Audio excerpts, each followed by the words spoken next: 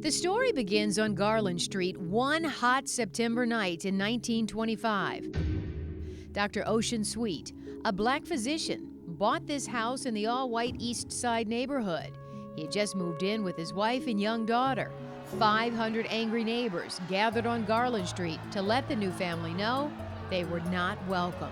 People were outside of their homes. They were milling around. Cars were parked 3 deep. So imagine being in that house when those hundreds of people gathered around. Dr. Sweet's 2 brothers, a local dentist and a college student, were at the house. So were 7 other men. There had been warnings that trouble was likely, so the men were armed. I believe they did know that they were making a stand, that whatever happened, they were going to defend his legally purchased home. When rocks began pelting the home, shots were fired from inside. 1 man in the street was killed, another wounded.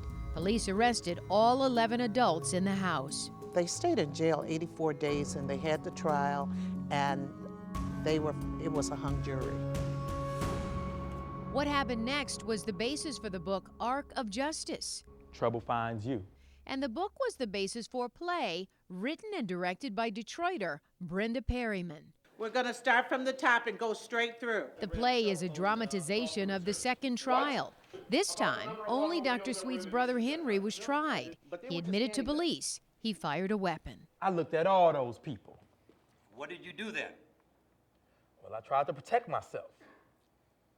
Then what happened? Well, I fired my rifle. If Henry was found guilty, that meant all 11 were found guilty. The state alleges that Henry Sweet turned a peaceful neighborhood into a war zone.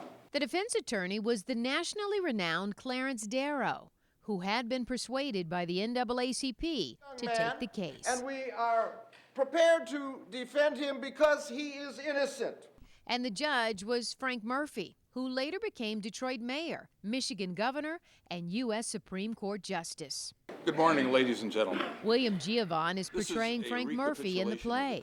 Frank Murphy was a legal and civil rights icon for the whole country, let alone the city of Detroit. Judge Giovanni worked in the Frank Murphy Hall of Justice, named for his character in the play. This was really a legal landmark, made possible by Judge Frank Murphy, who was a person who respected the rights of the accused and the oppressed and minorities before it was popular to do so. So much has changed since the Sweet trial. So why does Brenda Perryman think the play is relevant today? Because you learn from history.